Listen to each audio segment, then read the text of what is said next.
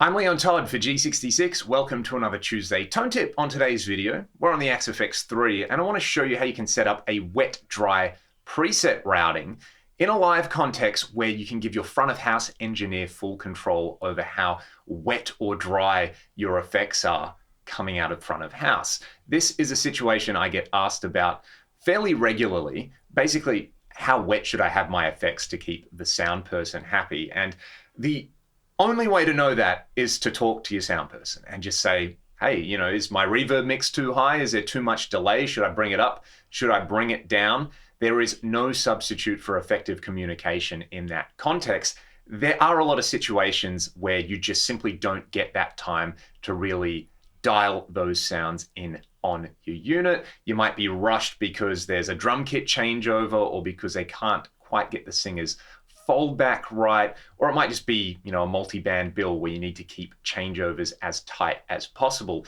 In that setting, if you've got the spare inputs on a mixing desk, might be worth considering having a preset set up like this, which I'll show you in just a second. First, I want you to hear this preset. I'm just using the Brit 800 mod with my go-to LT TV mix cab IR. I'll chuck in some dual detune and some delay, but at the moment, just a good old London plate reverb.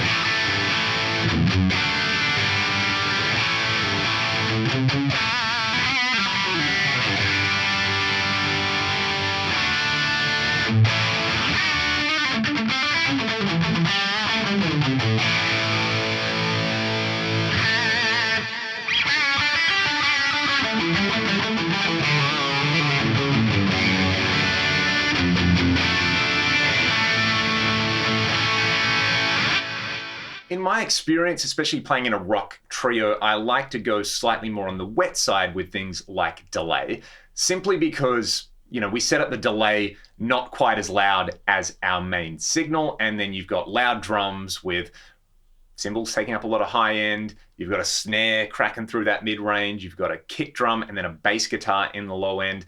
It helps to have those echoes and the reverb slightly louder so that you can actually hear them. You do want to have a nice balance between your main sound and any affected sounds though, because you can kind of get stuff too washed out. It's a lot to think about when you just want to get on stage and play your guitar. So what you can do is, rather than route your effects in series to one output, try this. Let's connect all of these effects in parallel, and I'll just take note of the effects mix to start out here. We'll connect some shunts so that we've got signal flowing through here. So output 1, I'm going to set up to be totally dry. And then what we'll do is we'll add a mixer block over here.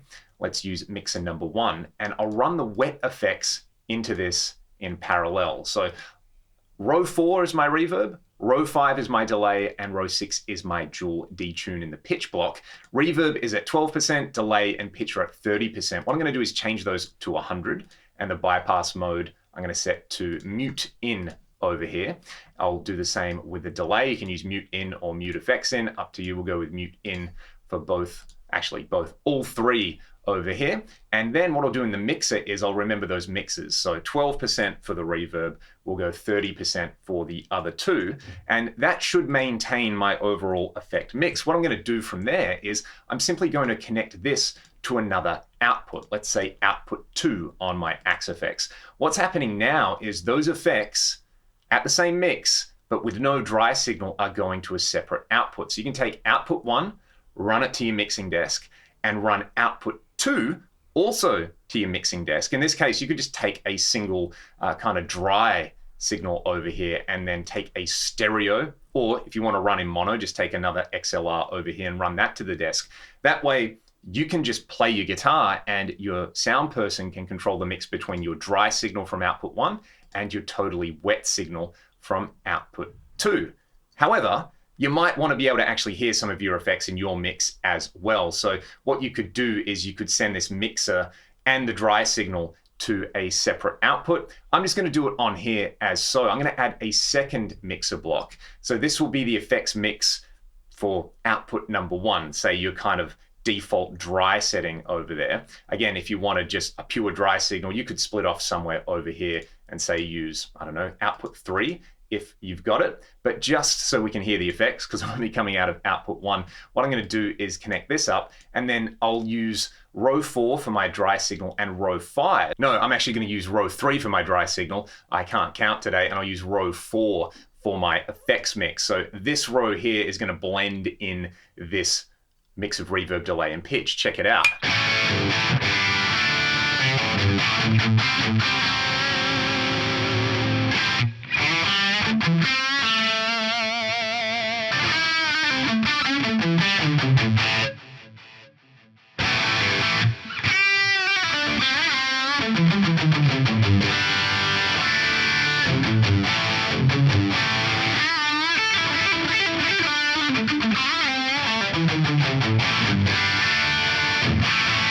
If you're on an FM3, you've only got the 2 independent outputs, but this routing will work on an FM9 or an Axe-FX3.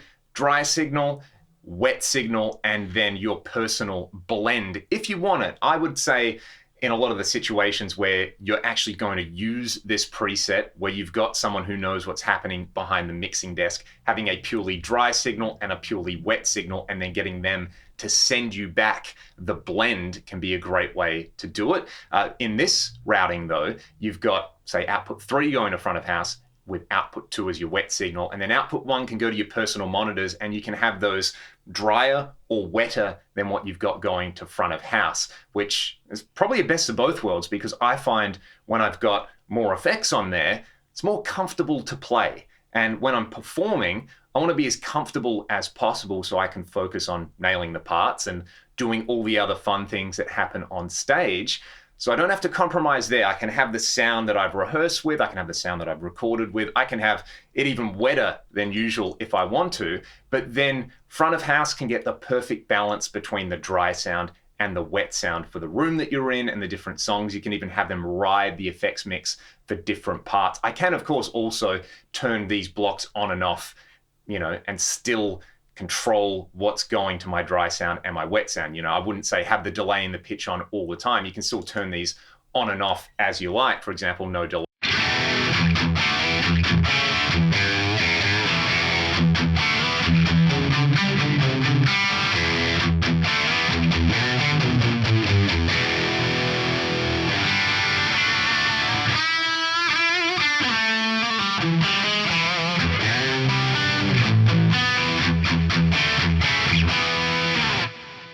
So you've still got control over switching the blocks on and off. It's just that output 2 is 100% wet. And again, the front of house person can blend that in and out. This is a pretty powerful routing. I would say this would be the sort of thing where, it's probably going to apply more to, say, pro level setups than your kind of open mic night or something like that. For me, 95% of the time, I'm probably in a situation where I'm just going to go with the routing we had at the start of the video, and I'll let everybody deal with what I think is an appropriate amount of effects, and talk to the sound person and just say, hey, is there too much reverb? Is there too much delay? Let me know. Be nice to the person behind the mixing desk. That is probably the easiest way to get a satisfying live experience. But if you do have that time to set this up, I would just have a copy of this preset ready to go, so I can say, hey, if you want, I can let you control the overall effects mix in there. This is the sort of thing which you might want to do with somebody who you work with quite a lot. So if you've got a regular sound guy, then you can kind of say to them, hey, I'll give you the option to do this, and I trust that you're going to be pulling a sound which is going to be satisfying for the band and for the audience. You can keep everyone happy that way. If it's the kind of thing where you're playing different venues every single night and you're just going in and saying, hey, here's my sound, well, we already know that the Axe-FX is great for that kind of setup. So this is a routing which I think some of you may make use of. Some of you may not need it at all. It can also be a routing which is pretty effective when you're recording, because that way you can always have your dry take and then you can have your effects and record with it cranked up, and then if you need to bring it back in the mix when you kind of lay everything down and mix it, then that's totally fine as well. Let me know your thoughts in the comment section below. I'm going to crank up this mix over here and enjoy myself with some of these effects. Have a great week. I will see you all next time.